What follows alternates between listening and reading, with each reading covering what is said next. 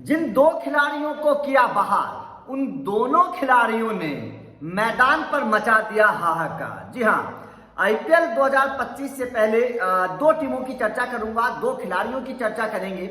उन दो खिलाड़ियों को दो टीमों ने बाहर कर दिया, लेकिन जैसे ही वो दोनों बाहर हुए, उन दोनों ने भाई साहब तूफान मचा दिया, हाहाकार मचा दिया, और अब उन दोनों खिलाड़ियों की तारीफ हो रही है। दरअसल सबसे पहले बात मुंबई की करते हैं, उसके बाद में केकेआर की करेंगे। मुंबई इंडियंस ने आईपीएल 2025 के ऑक्शन में मोहम्मद नबी को बाहर कर दिया। आपको पता है मोहम्मद नबी जो थे मुंबई इंडियंस में शामिल थे, ऑलराउंडर के तौर पर स्पिन भी करते हैं, बल्लेबाजी भी करते हैं। और मोहम्मद नबी ने बांग्लादेश के खिलाफ पहले वनडे मुकाबले में तूफान मचा दिया है भाई साहब। तेज तर्रार अर्धशतक लगा दिया मोहम्मद नबी ने और विकेट भी चटकाई। तो जाहिर तौर पर मोहम्मद नबी की बल्लेबाजी और गेंदबाजी दोनों की तारीफ हो रही है, और मुंबई इंडियंस को एक इस तरीके के ऑलराउंडर की जरूरत भी है।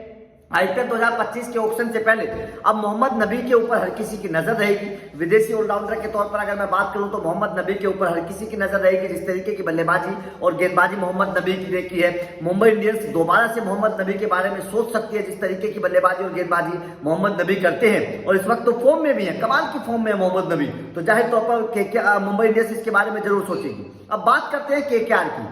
देखिए, केकेआर ने वैसे तो कई सारी गलतियां की हैं। अगर मैं रिटेंशन की बात करूं, कई सारे खिलाड़ियों पर सवाल हैं, कई सारे खिलाड़ियों की चर्चा हो रही है कि वैभव अरोड़ा को क्यों छोड़ दिया, श्रेयस शर्मा को क्यों छोड़ दिया, नीतीश राणा को क्यों छोड़ दिया, वेंकटेश अय्यर को क्यों छोड़ दिया। इस तरीके के तमाम खिलाड़ियों की चर्चा हो रही है, लेकिन एक खिलाड़ी की चर्चा इसलिए सबसे ज्यादा हो रही है क्योंकि उस खिलाड़ी ने क्वालिफायर 1 मुकाबले में, क्वालिफायर 2 मुकाबले में, फाइनल मुकाबले में बेहतर परफॉर्मेंस करके दिखाया था, और उस खिलाड़ी ने केकेआर को चैंपियन बनाने में अपना बहुत बड़ा योगदान दिया था।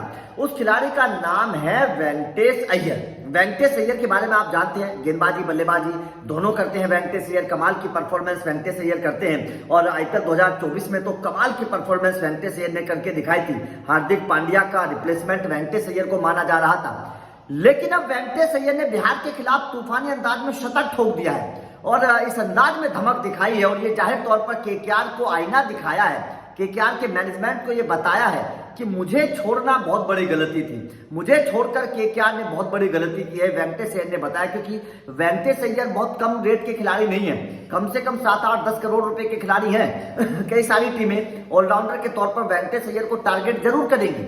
हार्दिक पांड्या के रिप्लेसमेंट के तौर पर कई सारी टीमें उनको देखेंगी, जिन टीमों को भारतीय ऑलराउंडर की जरूरत है। तो ऐसे में वेंकटेश अय्यर को छोड़ के कहीं ना कहीं केकेआर ने बहुत बड़ी गलती की है, और अब तो वेंकटेश अय्यर ने शतक लगाकर घरेलू क्रिकेट में बता भी दिया है कि भाई साहब वो इस वक्त घातक फॉर्म में है, कमाल के टच में, और बेहतर बल्लेबाजी भी कर रहे हैं। तो जाहिर तौर पर इन दोनों खिलाड़ियों को लेकर चर्चा हो रही है। आपके इन दोनों खिलाड़ियों को लेकर क्या कहना है? क्या आपको लगता है कि नबी को रखा जा सकता था?